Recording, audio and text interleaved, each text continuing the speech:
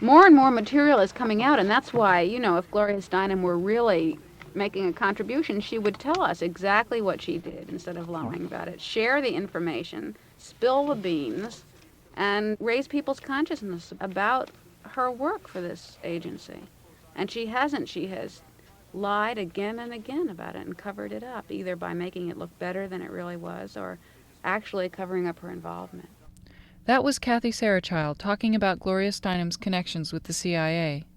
Kathie Sarachild belongs to a radical feminist group called the Redstockings that has accused Ms. Magazine editor Gloria Steinem of having a 10-year association with the Central Intelligence Agency. The allegations against Steinem are based on her participation in the 1950s and 60s in a CIA front organization called the Independent Research Service. This organization made its appearance at communist youth festivals in Europe to disrupt them and to divert interest to counter-festivals set up by the United States. It appears that the organization also gathered intelligence. Though Gloria Steinem later said that she was never asked to report on or assess the politics of U.S. citizens or foreign nationals, a pamphlet she wrote for the organization contains 13 pages of biographies and political analyses of individuals. In the pamphlet, Steinem is listed as director of the Independent Research Service. Earlier this year, a Finnish correspondent asked Gloria Steinem about her involvement with the 1962 Helsinki Youth Festival. The correspondent, Victoria Schultz, wrote, "People in Finland have long suspected that, in addition to having put on a display of American culture to counteract the impact of the youth festival, the United States government might have also engineered the violent incidents that took place during the festival. It seems clear to me now," Schultz wrote, "that in the summer of 1962, Helsinki was used as a battlefield of the Cold War. The research I did on the CIA's involvement in the Helsinki Festival led me to believe that Gloria Steinem was indeed one of the leading Cold Warriors in Helsinki. Besides finding out from secondary sources about Steinem's CIA ties through her affiliation with the Independent Research Service, I spoke with several people whom she had actually told about her involvement. For example, a Finnish journalist remembered meeting Steinem in New York several years ago, where she bragged to him how she had given CIA money to a Finnish student leader during the festival." Schultz continues, "I called her and asked for an interview. To my surprise, she immediately started denying her connections with the CIA, although not denying the fact that she had worked for the Independent Research Service. When I mentioned the various statements to the contrary she had made after the 1967 Ramparts article, she remarked to the effect that, well, at the time she thought it was the CIA she had been connected with, but now she was no longer so sure. At one point, when she couldn't think of anything else, she appealed to my sense of sisterly solidarity. Exasperated by my insistence that she must have some knowledge of whether or not she did in fact get CIA money, she turned the conversation around and asked me, 'What would you do in my situation?' I thought for a second and replied, 'I'd find out everything I could and make it all public.' She didn't seem too enthusiastic about my advice." Gloria Steinem's eventual reply to the Redstockings charges shed little light on the situation. She quibbled about the length of her association with the CIA and attempted, somewhat unsuccessfully, to cast doubt on other details of the 16-page Redstockings press release. Gloria Steinem's connections with the CIA bring up larger issues within the women's movement. Can women live within the system and still work towards meaningful social change? Where is the women's movement going? Has it been co-opted by the establishment? Where do work, love, and art fit in? The Redstockings address these questions in a just-published journal which reviews the last 7 or 8 years of the women's movement. The journal also includes documentation of their charges about Gloria Steinem. When the journal's editor, Kathie Sarachild, visited the West Coast a few months ago, we discussed the charges against Steinem and her effect on the women's movement. Did you actually accuse Gloria Steinem of being or having been a CIA agent? Well, the fact is that in the past she definitely worked for a CIA-funded group that she had set up and arranged the CIA funding with. The thing that's most controversial about what we've said is that we've raised questions about a present danger because of the way she's treated her past activity. She hasn't been upfront about it. There's a history of deceit here, and we think it's cause for present danger, especially since Ms. has sort of miraculously, she and Ms., she is an institution now, I mean personally, have assumed quite a position of power in the women's movement. Then there was the implication that Ms. was maybe being used by the CIA or in some way. Well, I mean, what happened was that it was a combination of our finding that there seems to be a lot of indication that Steinem was with this, on the board of directors of the CIA-funded organization, the year that she, we use the term lightly, entered the women's liberation movement. And the place that we found this was in Who's Who in America, and in all subsequent years, the information was eliminated from Who's Who in America. And because of a history of deceit, her very job with the CIA-funded organization was in effect lying about its funding. The kind of the political thrust of the organization was to say, we're independent, we're private, unlike the communist countries. But actually it was government funded, so that she has this history of both lying about funding of organizations, and she was director of this organization for 3 years, and then later on the board of directors. What years were those? Well, the years that she was a director in what seems to be the employee sense of the word, as opposed to on the board of directors, were 1959 to 1962. And the later piece of information we found was that she was on the board of directors in Washington, quote unquote, from 68 to 69, the year 68, 69. Well, I'm wondering whether she could have just been, I mean, that was a long time ago. Is there some possibility that she was just a naive liberal and thought, well, this group is going to do something good? And I think she made a statement at that time about how she was amazed to see that the CIA, which she had thought was so terrible, was a haven for liberals in the McCarthy era. Don't you think it's possible that she was, just simply naive at the time? Well, she wasn't naive in the sense that she knew that the organization she worked for was being funded by the CIA, unlike a lot of the people that she recruited to work for the organization. You see, it publicly portrayed itself as privately financed. She was one of the few people who knew that it was government financed. And so in that sense, she wasn't a naive liberal. And furthermore, the whole attack on the communist countries was that they were secretly government financed.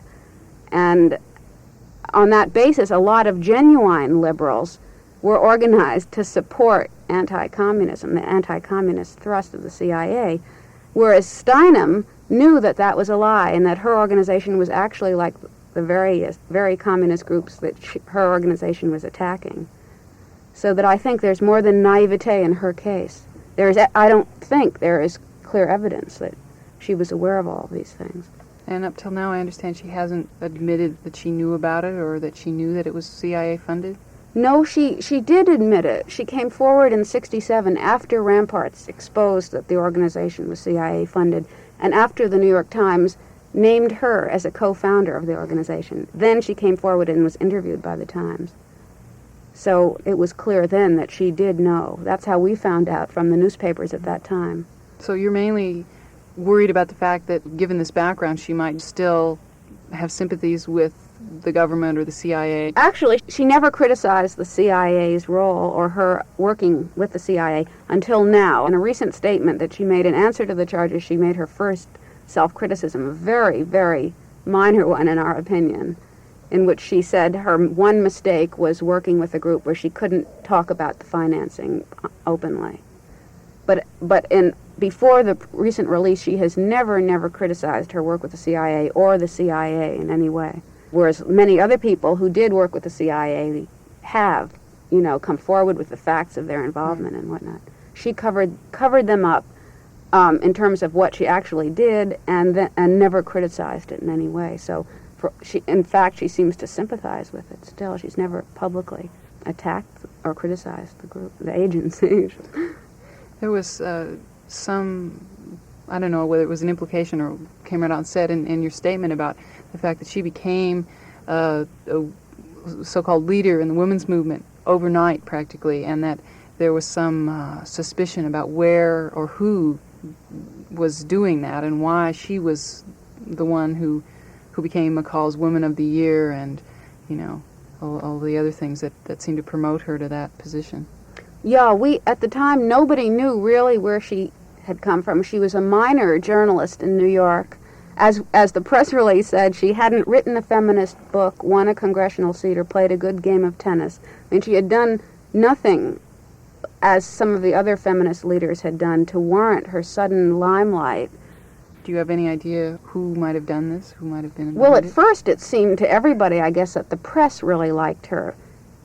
Maybe, they liked her better than Betty Friedan because she was pretty, supposedly. It seemed like the media had installed her. We've used the word installed. But now we think it had a lot to do with her connections, her connections, and we went into the history of her connections. Briefly were what? Well, one part, everybody knew to some extent about her connections in the sense that she was seen with the Kennedys and had lots of social connections in Washington. One of the beautiful people, sort of. Yeah, right. And we began to learn more of the details of her political history, which was this work with the CIA, which seems to have launched her political career. I wanted to ask you about Ms. Magazine. In the Redstockings statement, there was a statement that Ms. was a danger to the women's movement, and I wondered if you'd comment about why Ms. Magazine is so dangerous. Well, and this is another reason, aside from her dishonesty about her past, or actually in light of her dishonesty rather than besides, because it seems as if Ms. and Steinem, in all her institutional connections, Ms. has been functioning, you might say, as a parallel organization to what was already existing in the women's liberation movement. In a sense, taking many of the ideas of the women's liberation movement that had been so popular, like consciousness raising, like the women's liberation movement itself, revising them and replacing the original groups that had formulated these things, replacing what we're calling now the authentic activists, and we mean here even the authentic liberal groups like now. At first we thought of them as the Teamsters Union, that they had the same relation that the Teamsters had to the farm workers. They came in looking all professional and replaced the people who had actually broke the ground. So in that organizational sense, we felt that they were a danger, and their power was growing to the genuine women's liberation movement.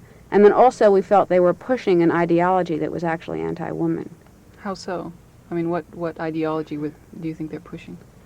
Well, there are many facets to it, and in some ways it's a general problem of liberalism in the women's liberation movement that we have to all examine and critique and whatnot. But in their case, they have heavy funding for this ideology. With most of us, it's just a mistake, and we battle it out in the women's liberation movement. But for instance, here's a case that relates to women's employment. They push the idea that what women need to advance are role models, and that the trouble is that women aren't qualified for jobs right now because they haven't had role models, they haven't developed themselves, etc. And I remember one ad recently I found in Ms. It wasn't really an ad, it was a news report. It said, "Role models in action, academic women psychologists have launched a successful affirmative action program through the creation of a regional speakers bureau. Traveling role models visit college campuses to encourage women to prepare for careers in psychology." As if the problem was that women hadn't been preparing for careers in psychology, when in fact the real problem is that there are already many women with psychology training who aren't able to get jobs because of discrimination against women, not because they lacked role models. So they use role models to avoid the reality that women are already there. They don't need role models, and the problem they face is discrimination, not lack of training or lack of role models. So Ms. sort of just skims the top of the movement and takes a few positions that look good on the surface but don't really get to the heart of the problem. And this doesn't even look good. It's actually spouting the male supremacist line that women aren't presently qualified for jobs. About Ms., a lot of people have said, well, gee, that's the only thing I could really show to my mother to kind of get her turned on to the ideas of the women's movement. And I don't know whether that's because Ms. is the only national magazine that's really about women changing or purports to be, or, whether they feel that it's palatable to women with children and with a husband who works and just being stuck in the system, essentially. We felt, if you actually examine the history of the women's liberation movement, and that's what we're really trying to do, that the radical feminist ideas, I say it like that because they came from the women who were both radicals and feminists. radicalism without the feminism wasn't popular, and feminism without the radicalism, in our opinion, if you look at the history, wasn't popular. But actually, an enormous amount of ideas, literature, and action went out before Gloria Steinem even hit the scene. We date her hitting the scene August 26, 1970, March. That summer in New York alone, we won the abortion. This was before she hit the scene. We won the abortion reform that was such a groundbreaking reform. The Equal Rights Amendment passed the Congress for the first time in history.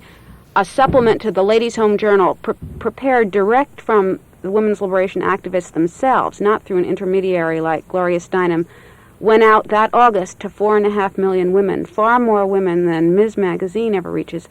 They really only sell 350,000 copies an issue. We had a tremendous amount of media coverage. All the early books that sold so many copies, Kate Millett's book, Shuli Firestone's book, Sisterhood is Powerful, Voices from Women's Liberation, they've all sold hundreds and thousands of copies, gone into 14th and 15th printing. All those came from the activists themselves, not from an intermediary like Gloria Steinem. The stuff was very popular. The movement was popular.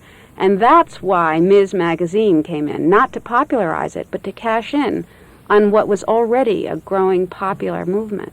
But now it seems like Ms. is the symbol of the movement, in a way. And I don't know whether that's such a good thing or not. I mean... No, we think it's a terrible thing, and if the radical feminists can just get themselves together, people will be glad to get the vital, vivid stuff that they got in the beginning of the movement. Ellen Willis, a former editor at Ms., criticized the magazine for being politically bland and predictable. She accuses Ms. of presenting a respectable feminism, of individual liberation, sentimental sisterhood, and a focus on the affluent, successful woman. Willis says the magazine attacks sex roles rather than the more basic problem of male power, and that it tries to invalidate the need for militant resistance.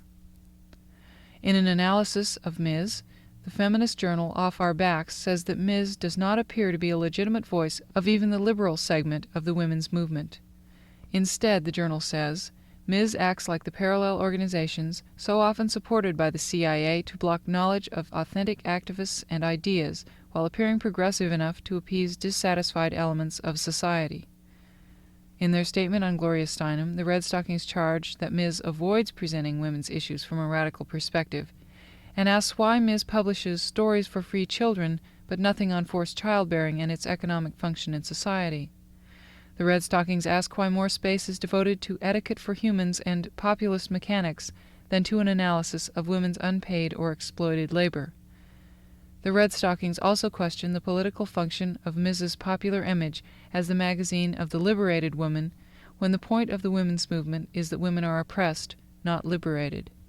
Do you think women in suburbia are going to be able to relate to the kind of things you're We're saying that it was those women who were stuck in suburbia who were relating to the movement, who were buying all the books, who were reading the Ladies' Home Journal supplement. Some of us went on the David Susskind show in 1968, and Redstockings got thousands of letters from that David Susskind show. People liked that early radical stuff. The women in suburbia loved it. The radical feminists all over the country created that market, quote unquote, that Ms. Magazine came in to control.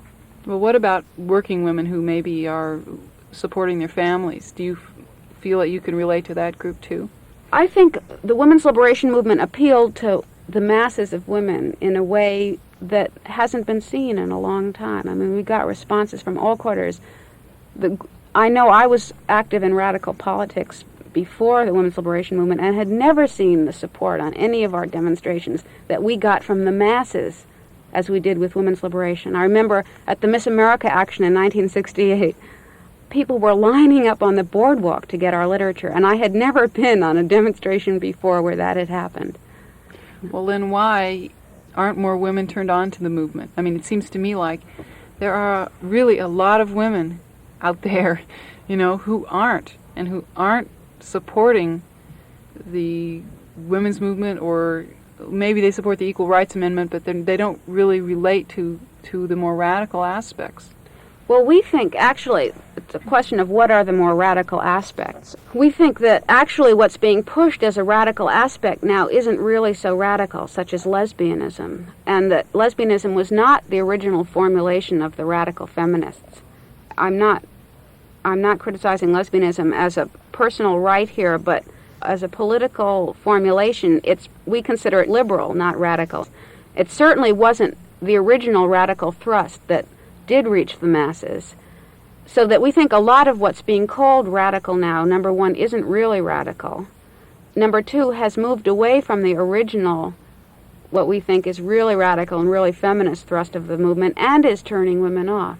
Well, no matter what you call them, you may not call them radical, but, the great majority of people might think they are radical and might not accept them. Well, okay, at this point it's just rhetoric. We don't really have time to go into it, but we feel that the movement needs more and more theory. The theory was really the core of the movement in the beginning. It's what really interested people, woke them up. Whether it was listening to people talk and consciousness raising, or the writing in the beginning of the movement, and there hasn't been that kind of writing really in quite a few years. And we need more theory now, and part of working out theory is discussing what is radical. It's funny because Redstockings, in the beginning of the movement, we put forward this thing which we still really believe. We don't ask what is radical or reformist. We ask what is good for women or bad for women. Actually, that never meant that we didn't consider ourselves radical. That was an attack on certain people who were dismissing women's liberation as not radical, or hoisting theories and calling them radical, which we didn't really think was radical. We thought the true definition of radical for feminism was what is good for women. And that was how we were going to define radicalism in the women's liberation movement. So that work of defining what radicalism really is what we're going to continue to do, and we think that will get the movement going again and appeal to masses of women. I hope so. I wanted to ask you some other things about some other people in the movement who seem to be being called into question the same way that you're calling Gloria Steinem and her, I guess you'd say, dedication or her sincerity about the women's movement into question. Oh, say Jane Alpert, who was underground for a long time and recently turned herself in, and apparently, from what we understand, talked to the FBI to some extent. She's been criticized by a lot of feminists and a lot of radicals for doing that. Jane Alpert at one point decided that the male left was really just as bad as the establishment, and she wasn't going to have anything to do with them. And then she criticized other women for not being as the way that she was, which she, I guess, defined as more radical or something. And they, in turn, sort of kicked her out of the movement. And there's been criticism about, well, in fact, the answer that Gloria Steinem, one of the answers that she gave to all this is, well, the Redstockings shouldn't be criticizing Ms., they should be criticizing the system. In other words, it's like a kind of infighting within the movement. So how do you tell who's the sister and who's the enemy, I guess, is the question. How do you define that? How do you decide that Gloria Steinem is not good for the movement and Jane Alpert is not good for the movement, but Susan Sachs is? Gee, there's a whole lot there. Or that the Redstockings is good for the movement. We feel that a lot of critique has to take place in the movement, that this kind of critiquing of political positions is actually a road to unity in the movement. It's not a road to factionalism. We think there is a common ground for women, and that's what radicalism in its best sense means, and we'll only get that way through theoretical critiques of various positions. With Steinem, we really think there's a difference. It's more than our political critique of Steinem. But there's actual evidence that she had government connections, which she covered up. And why did she cover them up? I mean, that leaves all kinds of... Her treatment of her past is what makes the present so suspicious and worries us. So that there's a real danger that we think Ms. is a parallel institution, whether it's financed by the CIA or Warner Communications. And she herself, in an interview about her CIA work, said, and this is quoted in the press release, the CIA's only mistake was not switching to private financing earlier. I mean, her record is really disturbing and is cause for grave concern, as we said.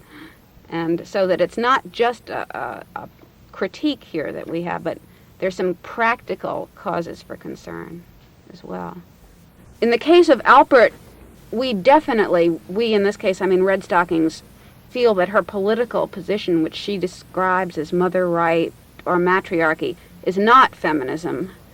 And we sort of resent that she's being pushed as a feminist in the media, because none of the early feminists are feminism in its original sense. It's a kind of new revised thing that's calling itself feminism because feminism was so popular. So people come in with a new idea that's really matriarchy and call it feminism. It's a kind of using the movement because feminism was so popular, they want to call their thing feminism too. If it has to do with women, it must be Right, feminist. right. So that's one thing. Politically, we really resent what Alpert is doing. When the movement started out, the radical feminists always considered themselves radicals. Their critique of the left was not that radicalism is bad, but that the radical men weren't radicals because they didn't apply their idea to women. So that our stand was always for a classless society, but we just fought to make sure that male supremacy was going to go also. So that we've never changed our position away from radicalism. We've always been fighting for women's position to change as well as the whole society. And we think it's interesting because Jane Alpert represented a faction in the beginning of the movement that opposed our stand for women's liberation and feminism. And now that she's decided to join women, quote unquote, she's opposing our radicalism. What do you see the role of men being in terms of the larger changes that need to take place in society in order to free women and everybody? Well, our line on men is, we feel that the whole idea of a separate women's liberation movement was just to deal with the issue of women's liberation. As a matter of fact, we consider that's the only radical role of a women's group. Otherwise, groups should be mixed with men and women. In a sense, it's stepping backwards from feminism to have separate women's groups, except to fight the existence of separate women's groups. So that we think on all the general issues, men and women must work together in order for women's liberation to continue, actually, but not when fighting male supremacy and dealing theoretically and practically with that problem, because in that case, men have a conflict of interest. In all the other areas where we have a common interest with men, in a sense, it's letting men off the hook, not to go in there and demand integration in all those areas. Do you think that men need to have separate groups to deal with their own things in the same way that women do? Do you see that as part of... No, we feel that, and there'll be articles about this, that separate men's groups are more of what we've always had, separate men's groups that exclude women. That to the extent that men have changed, it has not come from those separate groups, though men might be involved in those separate groups. It's come from the existence of a women's liberation movement raising these issues. The separate men's groups, in effect, have been a reaction against that. Some people say for that or whatnot, but anyway, it's been a reaction to that. And all the power really for setting things in motion has come from the existence of a separate women's liberation movement, not from separate men's groups. You don't see a separate men's movement in the sense that the women's movement is working to make women more aware of how they've been typed, stereotyped into sex roles, and you don't see a similar thing with the men's movement that's helping men be more aware? No, because we don't think sex roles per se are the problem. We feel men having more power than women is the problem. And that can only be fought by the group out of power. Well, what about the problem of then women have to do a lot of the work? I mean, a lot more of the work than men do.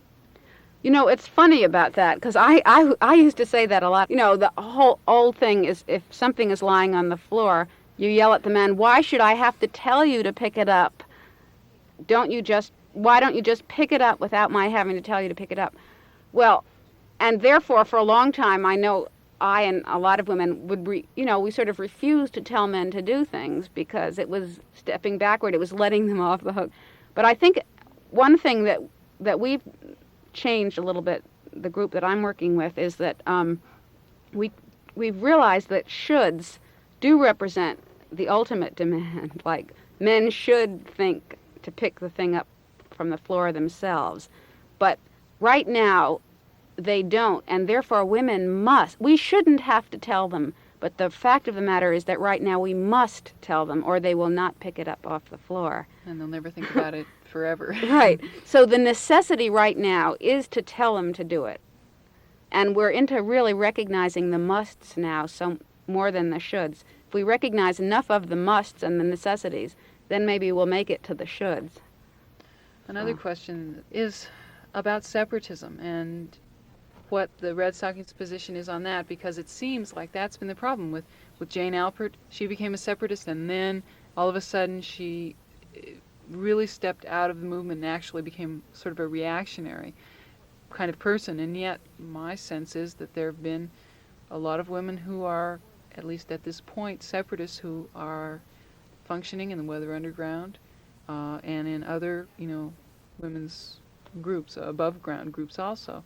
Well, I would say that Jane Alpert, again, it's really useful. I think a lot of people just don't realize that there is a history to the movement, that they can look things up and examine some of the issues. A lot of them are now on the record. Jane Alpert, you might say, became a separatist, but it's not a separatist in the sense of the separatism that began all this agitation. The separatism that began all this agitation is still, number one, quite unpopular in many ways. I don't mean by unpopular with the masses, but I mean with the left. In other words, but separatism in any other sphere we considered reactionary and a step backwards, more of the women's groups we've always had. Just being a separate women's group doesn't make you a radical feminist. I mean, there are already enough of them. And being a matriarchist that's not the separatism that started all the agitation. And I don't think Jane Alpert would be a feminist separatist. I think that is still too threatening to her.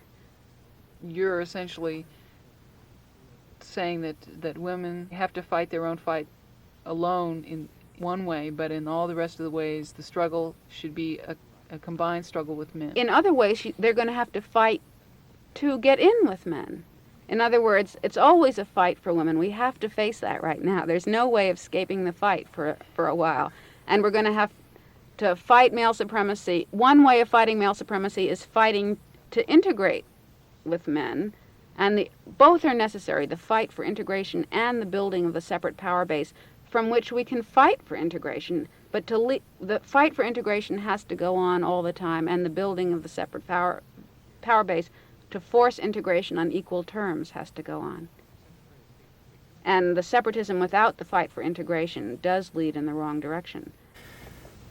One thing that I have discovered in my researching about Gloria Steinem and Susan Stern, who's another woman who was in the movement for a while and then was out of the movement and recently was arrested or surfaced and was arrested and apparently talked to the FBI so that she could get a lighter sentence, was that Gloria Steinem apparently as late as 1973, which was well after her supposed being in the movement, was doing things like posing for pictures in Cosmopolitan, and she made a comment about Jackie Onassis. She said she admired her for being able to win the game with the rules given by the enemy. In other words, she played the rules that men had set up and When won. did she say this? In 1973. It's just a little... Steinem said that? Because it's very interesting. She says the very same thing about her work for the CIA.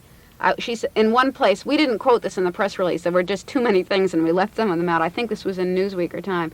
But there is a quote from her saying, "I was using the system against the system," or something like that. Of course, how she could be using it against the system when actually the very thing that she was involved in was a red smear operation. I mean, it wasn't even really a liberal project. She went there to accuse everybody organizing that festival in Europe of being communist affiliated, which was actually a McCarthyite operation in the old sense of the word.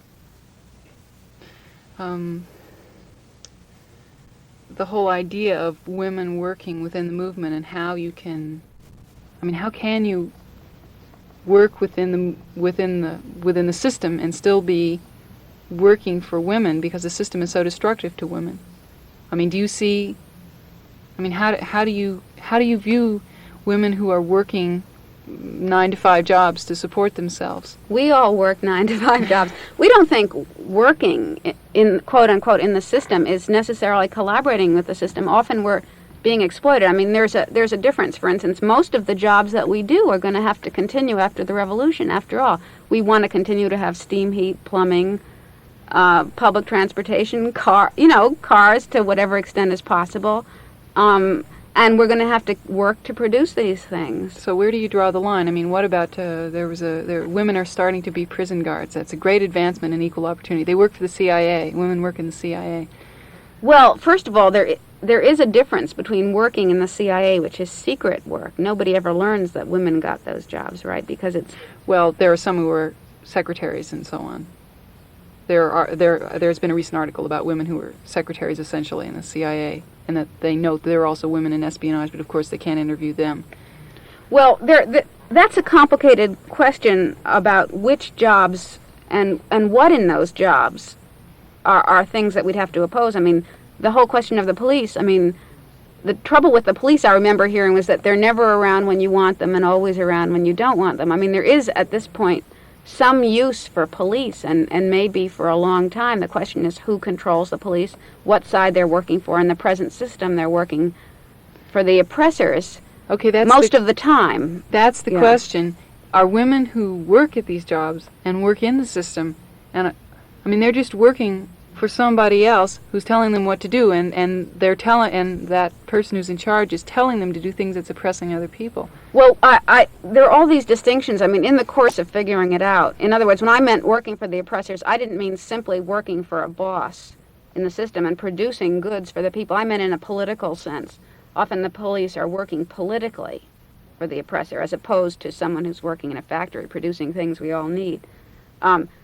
But when the police aren't working politically for the oppressor, like when they're not guarding the rich from the poor, when they're actually protecting the poor, which doesn't happen, enough, I would say politically they're not then working for the oppressor. These things have to be worked out. I do think at this moment in history the CIA is a special danger, and it has special problems that radicals have to attack.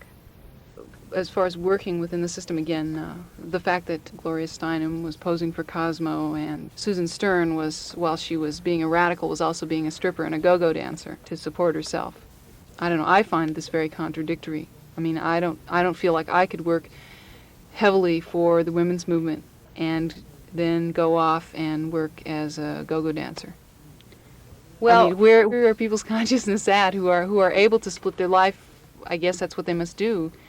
Well, the line that Redstockings has had on this for a long time is that we do make a difference between the movement and outside jobs. In other words, we've always felt that in the movement there must be honesty in order to formulate a policy to defeat the system. In other words, take shuffling, shuffling or dissembling or something. Shuffling in the movement to other women we consider absolutely destructive to all our hopes for ever overturning the system. In other words, in the movement, we need to formulate theory. We have to fight each other to determine what the truth is and what a good, powerful strategy is. No liberalism in the movement.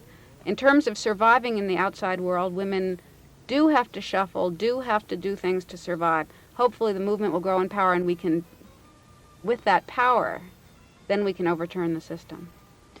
So then you might have a criticism of Jane Alpert and of Susan Stern, who both kind of said, well, I had this boyfriend and he sort of led me into the movement and it wasn't really my thing, and they're not taking responsibility for their revolutionary or radical attitudes at the time.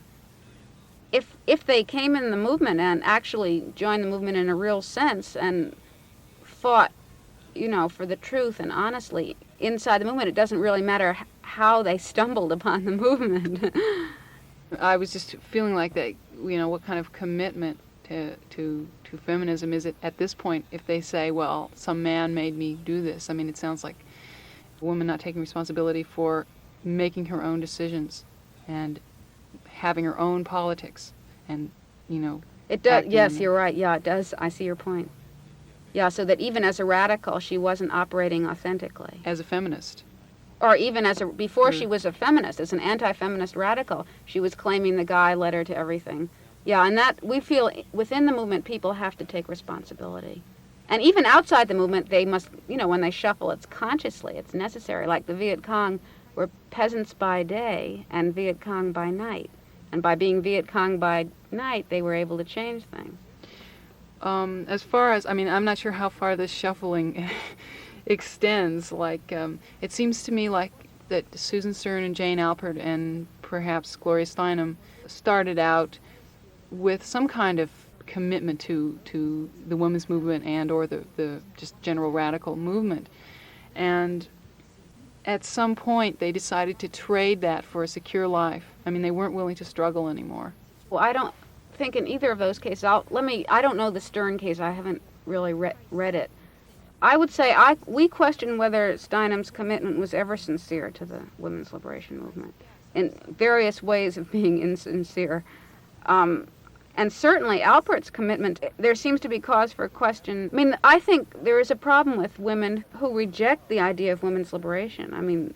She did for a long time, and then when she finally came over, supposedly to women, it was rejecting radicalism. She never was willing to really take a stand on both these fundamental issues. So I question whether she was ever very brave or even sincere in an open, honest way about her politics. Seems like a lot of the attacks that have been made have been more directed toward Ms. Magazine than Gloria Steinem. Is that true, and is there a reason for that? Which ones do you mean? Well, a lot of feminist publications like Off Our Backs and Lesbian Tide and a number of others have come out with lengthy, like they've quoted your statement, the Redstockings statement. They've gone into their own analysis. They've done their own background digging. Off Our Backs has pages and pages, of stuff that they dug up, confirming the facts that you were setting forth, digging up some of their own and so on. And they did an analysis of Ms. Magazine also.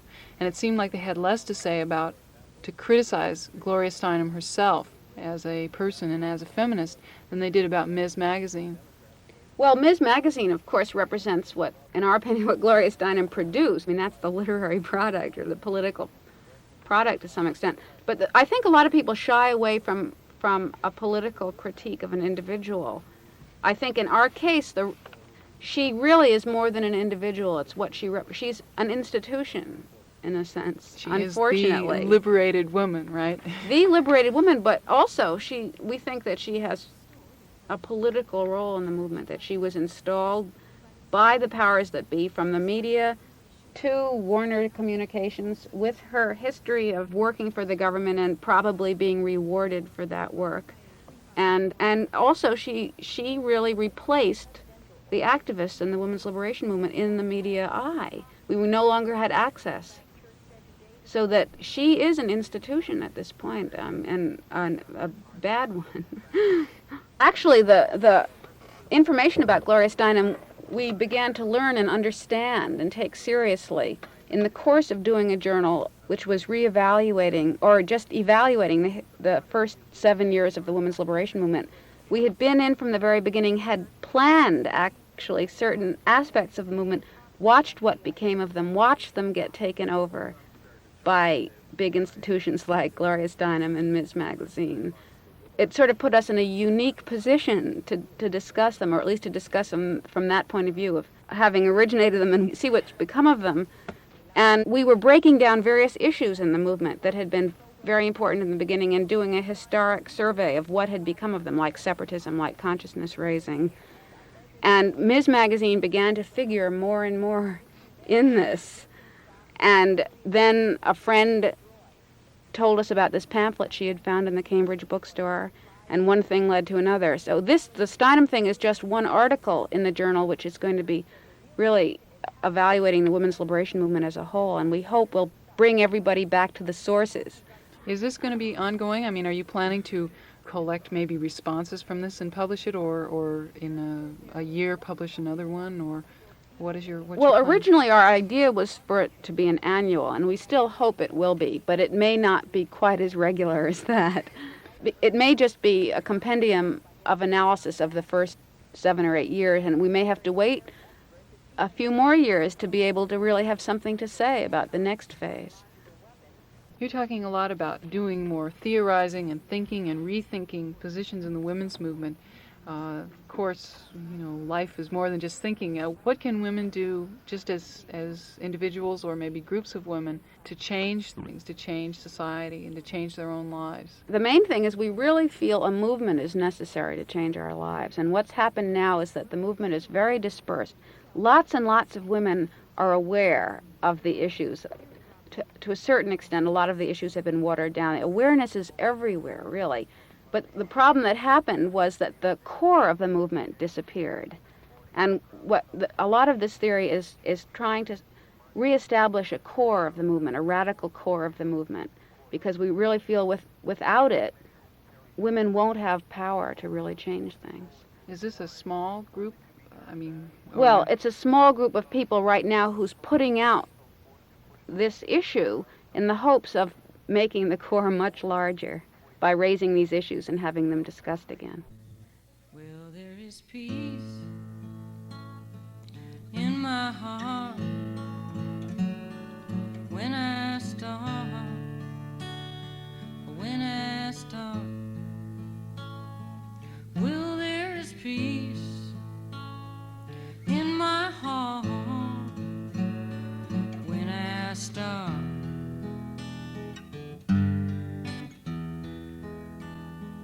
Well, there is peace in my heart when I start. When I start to know that the fury, the fury, it comes over me.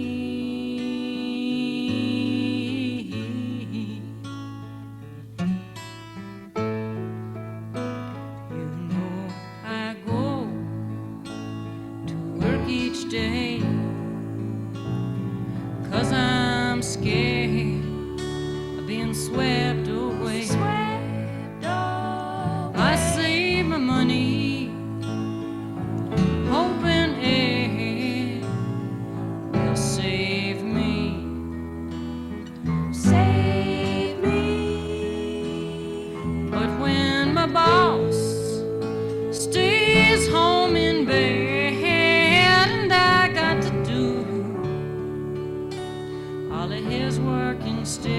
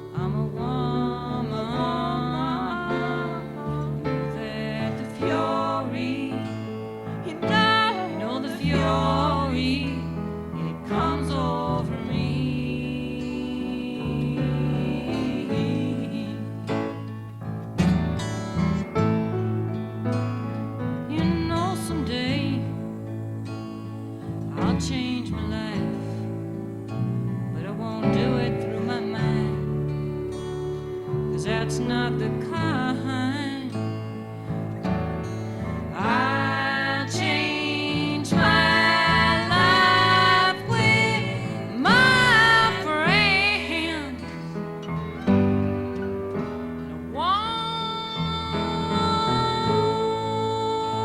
won't get that power from no farmland,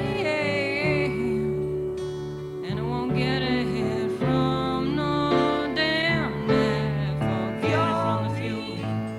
it from the fury, you know, the fury that comes over me.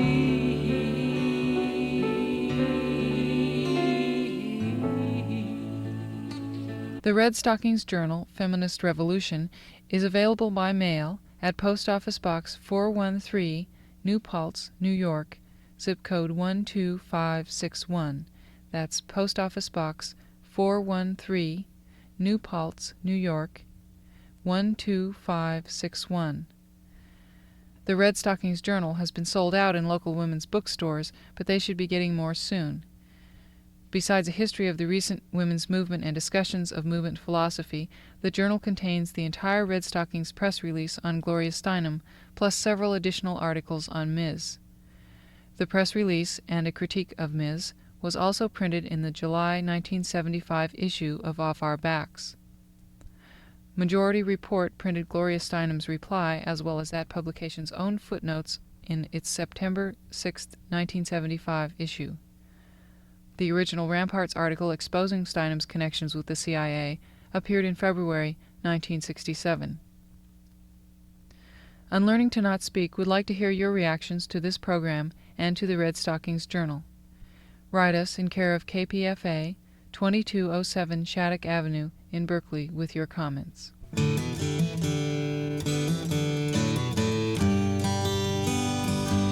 I remember a time romping through the woods, sun against our skin instead of clothes.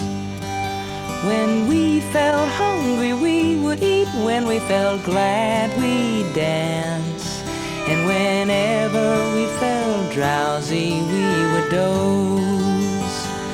It was so easy then, never taking any stands. It was so easy then, holding hands. I remember a time when our fears could be named, and courage meant not refusing dares.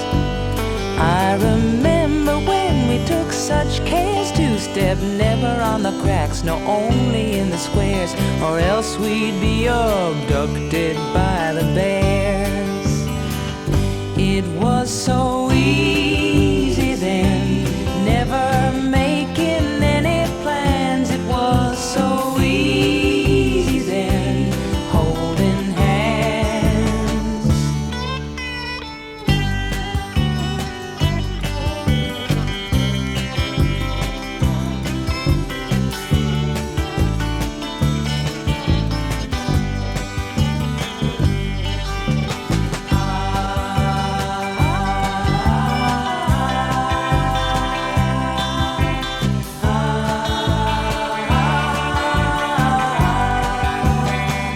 It was so easy then, never making any plans. It was so easy then, holding hands.